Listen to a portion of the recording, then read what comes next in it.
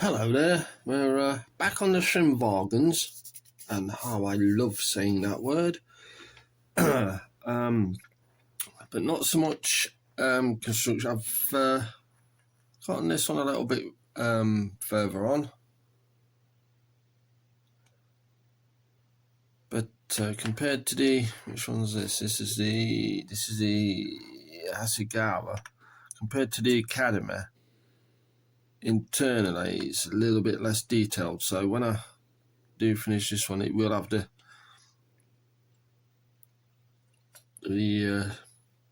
hood up like so.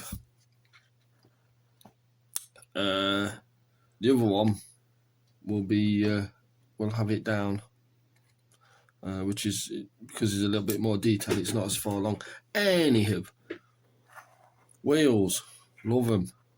So what the thing is with wheels is you can either mask them off or paint them very carefully, and you're not always guaranteed to get a circle on. Now what I've already done on these are the wheels from this kit.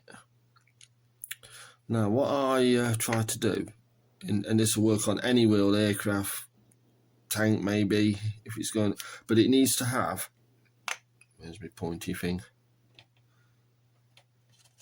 it needs to have sort of a rim around between the hub and the tyre, which this has, and then when you see what I'm about to do you'll understand why that's important.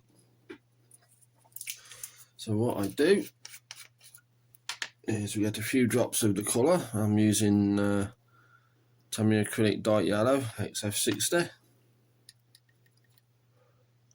Just out of shot. Let's put a few drops in there. What is that? That is a hair present from the cats. That's probably way more than I need in there. Another quick tip is bottle tops like these. Always keep them. You can use them for mixing, like I'm doing. You can bung a bit of there's that blue tack on it. Stick your bits on it while you paint them, especially if you're painting a lot of bits like this. I've got loads of them. Plus, my cats love them as toys. You just put them on the floor and they'll wallop them around the floor and chase them, and never mind all the expensive cat toys that you can buy. They will happily play with cardboard boxes and bottle tops. So now I've done that, a little drop of paint in there, I'm going to put a little bit of this stuff in. Because what I need to do is make it so this paint is almost like a wash.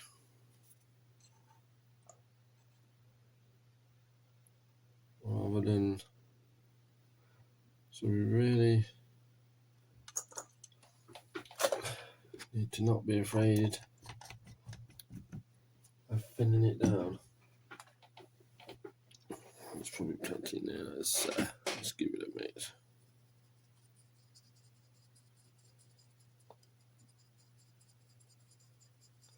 Oh yeah, that's more than enough. I'll actually, looking at that will actually take a little bit more of this stuff, to be fair.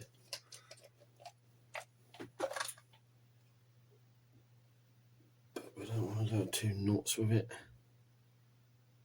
No drops.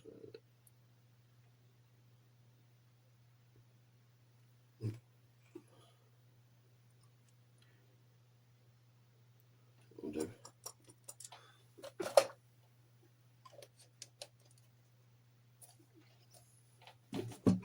And what that flowing through will do, well, as I say, I'm looking to almost make this like a wash as opposed to actual paint.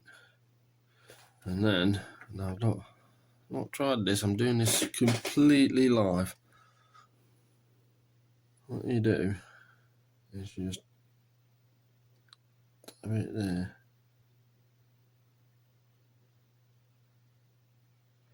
And what should happen, it's not really,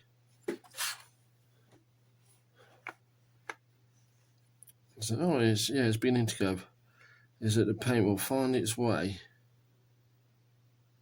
into that. I think the black paint I've got on here is absorbing it, so it's stopping it flowing a little bit. But I'll steadily go around. This should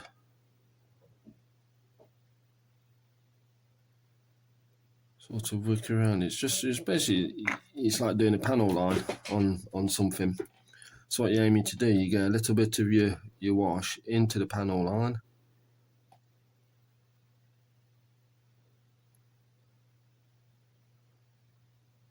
And let it do the job for you almost.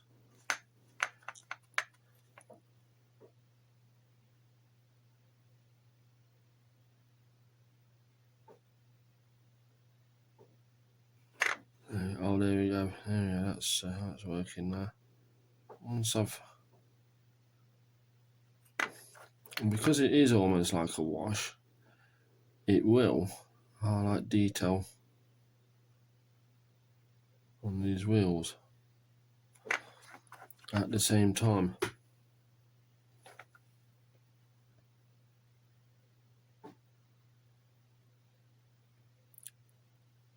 And once you've got one coat on it, you can let it dry. Do it again. Do it a couple of times till you get the amount of coverage that the amount of coverage that you're after.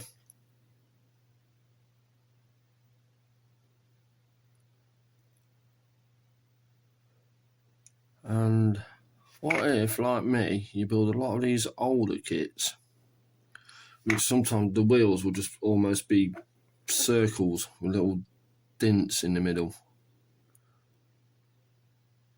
and there's none of this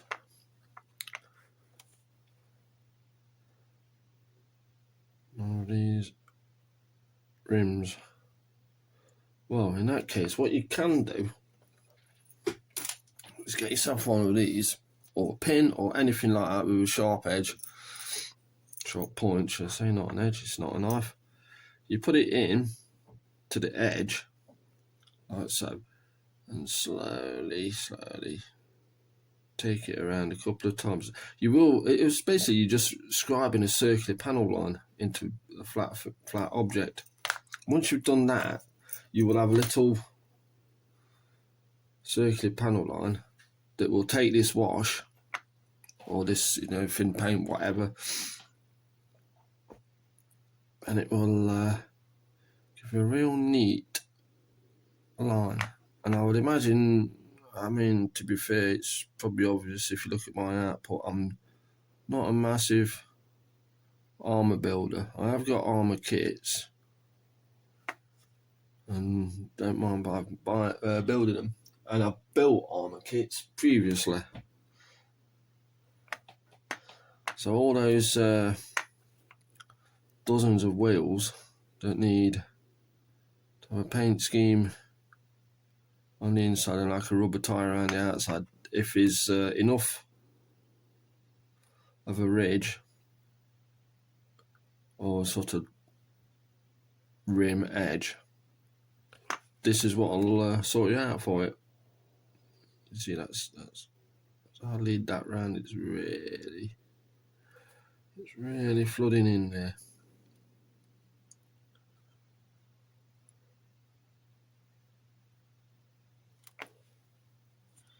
Beautiful. And you can see that extremely neat, which is what we like to see. And there you have it, a little wee guide on painting wheels, which apparently people say is a real awkward thing. You could mask what have you, which would be tricky on something this size. The other thing is, of course, you turn around and say, well, it's not really covered, has it? Which it hasn't.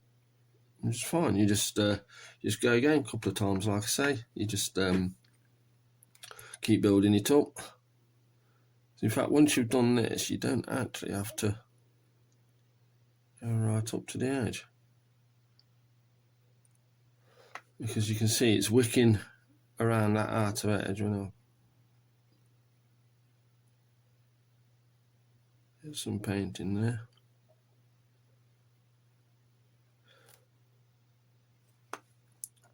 Which then would make it a lot easier to paint anyway, because you can see what you're with thicker paint. But the trick is, anything like this is to thin your paint down. If I was trying to use, this stuff is really thick, if I was trying to use this straight out of the tub, tin, I'm not at work, am I? Bottle, it will be really hard to push around, and you get splodgy bits and brush marks and you name it. I'm thinning it down a little bit. It'll do you a job. And there we have it. 8 wheels done in a reasonably quick time. And fairly easily. And very neat, which is nice. I shall probably, once this has gone off fully, probably get some thicker stuff and kind of dry brush across the top of the details just to bring those out, because you'd expect wheels to be dirty, which is fine, except this machine would have spent a fair amount of its time actually going through rivers and stuff, so you'd imagine the wheels to be fairly clean and on the underside. So I'm not going to go too crazy weathering anything kind of below the waterline. So, on that note, I should bid you farewell.